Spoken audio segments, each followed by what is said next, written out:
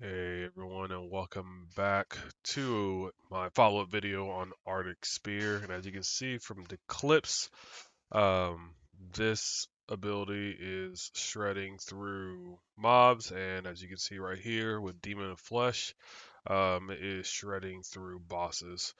Um, now, it might shred through a few bosses, but obviously depending on the boss that you have, like this one right here, along with the modifiers put on the map, some bosses may take a little bit longer to take down than others. You can see once his guy's shields went down, he just fell over. That being said, you still have to be aware of things such as this, where you just get spiked into oblivion and you start eating dirt all over again. But the map clearings are super fast. This build is extremely fun, and I feel really overpowered while playing this ability. Especially when you pair it up with the skills I use, like Anomaly and Winter's Grasp. You can see here I have some pretty tanky enemies in front of me, along with a Wealth Omen, and I don't really have any issues. There is a point um, during this fight where my health drops pretty low. Um, Luckily, I paid attention to it and hit my health potion. I was able to get it back up.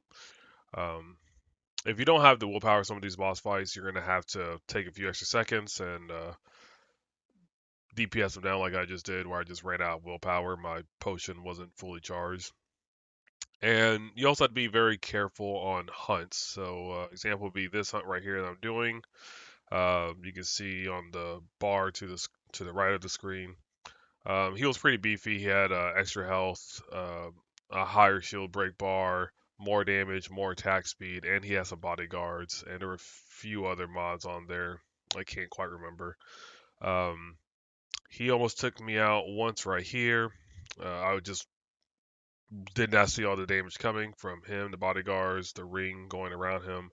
Um, so I hit my R as an emergency uh, maneuver, evasive maneuver, I guess you can say, to stay alive.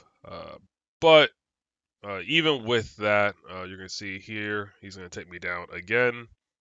Yeah, I just have a hard time with those. All right, and here is the build for you guys. As you can see, he is level 52 now. And I think we should start off by going over the skills and the modifiers. So for Arctic Spear, I have 2 points reducing the willpower cost, so you can spam it more often. Without these, you can see it costs 85 willpower to use. Um, so we want to get the most we can out of it, so we can spam it as much as we can. The other 2 points I have is Sublime Fracture. It makes it so you have projectiles launching around it. So you can see right here,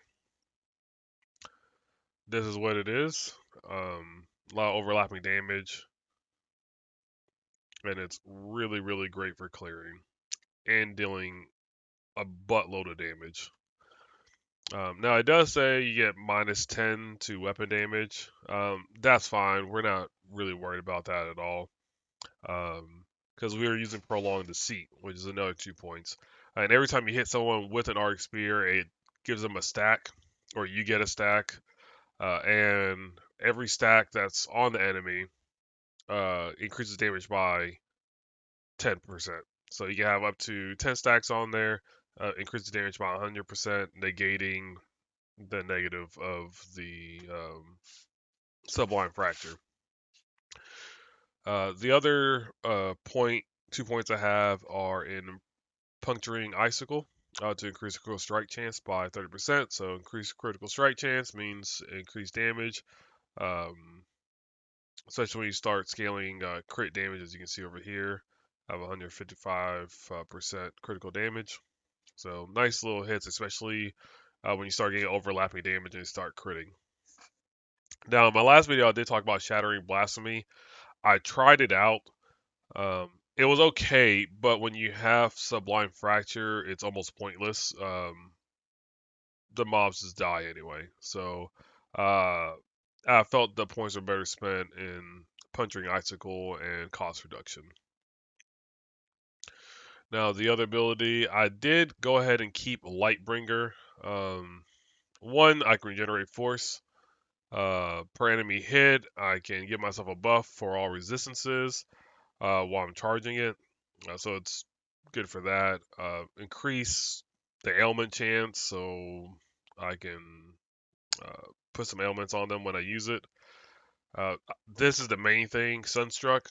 So when I use it, doesn't matter how many charges or stages it has, it's going to stun the enemies when I land.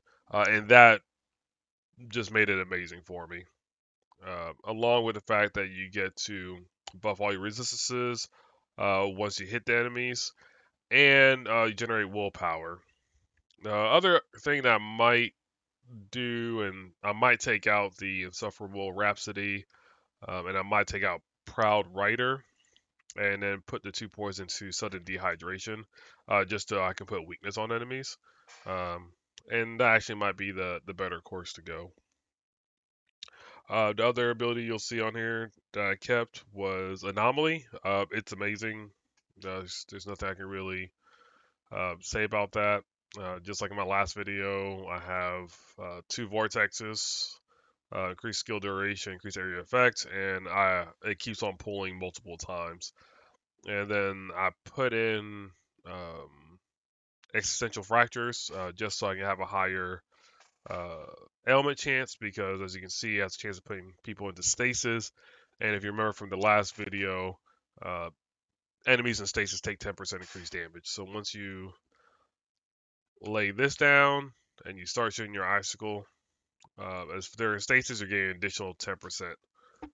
So on enemy bosses, you're getting upwards to 110% per spear, and you shoot out 2, so that huge damage increase.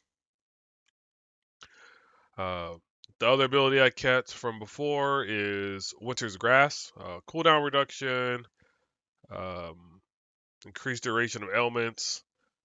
You can use that target location, and then I put Glacial Blast on there.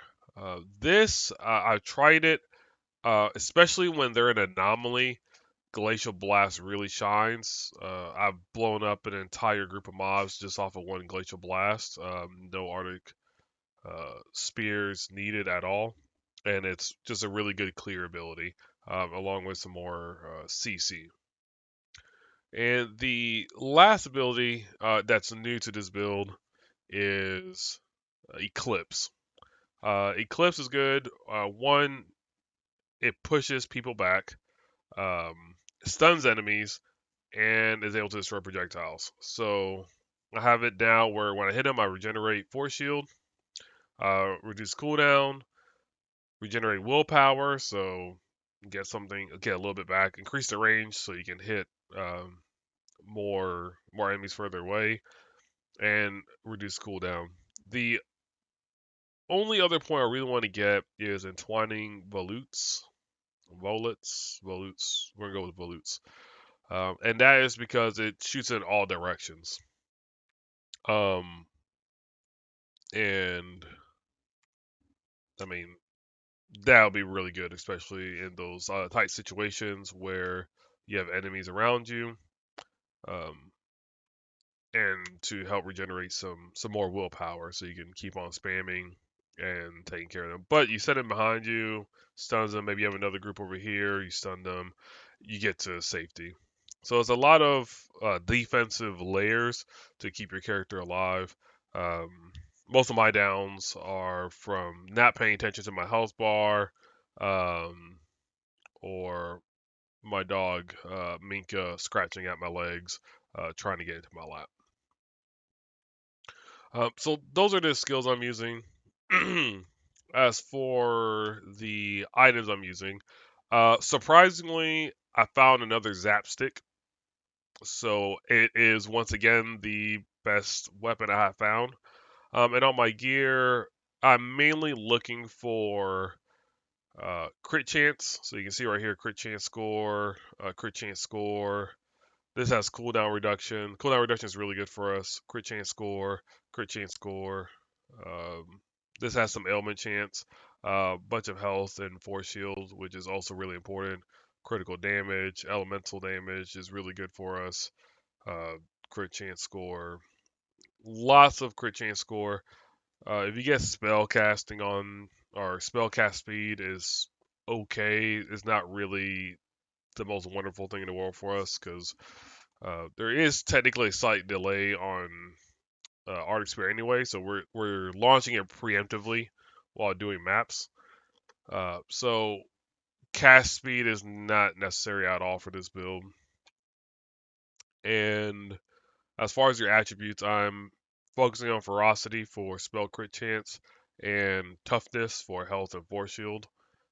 Agility does not matter. Wisdom does not matter. I have my wisdom just from my items I'm wearing. So this is really, these two stats are almost useless. This is what we're looking for. This is what we're gunning for. If you can find them on your gear, that's also good. Um, Definitely want health and force. All right, lastly, we need to cover the passive tree. So as you can see from the last video, not much has changed. We've obviously gone up a few levels, and we allocated some points in attrition strategist for ailment chance. We came over here for duty to exterminate in the warlock section for more willpower, 400 total if we grab these 3 points, along with some spell critical strike chance. So as long as our willpower is above 75%, we'll get an additional 50% critical strike chance, which is really good when you are trying to burst down a boss. The other next, probably the next few points I'll be going into will be Branded Burst, just for damage reduction, and 2 points over here to finish off come what may. So this will be my next 2 points. This is just so my projectiles can pierce, and as you can see, we're just shooting projectiles in every direction now. So this will just add to the clearing.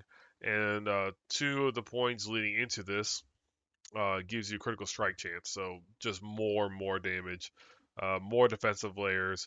And after that, we'll probably go for Thirst for Knowledge and Purifier's Will. Again, just more defensive layers and damage reduction. So we're not getting spiked as you saw in the video earlier on. And that is about it, guys. That's the build so far. So hopefully I can provide another follow-up video in a few days. I am currently playing Cyberpunk 2077, so that might take up some time, like I'm sure it is for a lot of people. However, I will definitely jump back on this in the next day or two, record some footage, and provide you guys another update video on how this build is doing, and hopefully I can uh, level out and fill up these points um, and get you guys an update. So with that being said, hope you guys liked the video. Don't forget to hit the subscribe button down below. And if you liked the video, give me a thumbs up. If you didn't, go ahead and give me a thumbs down. And in the comment section, just provide some feedback. That'd be great. I'm still kind of new to this. And thank you for watching, and I'll catch you guys next time. Peace.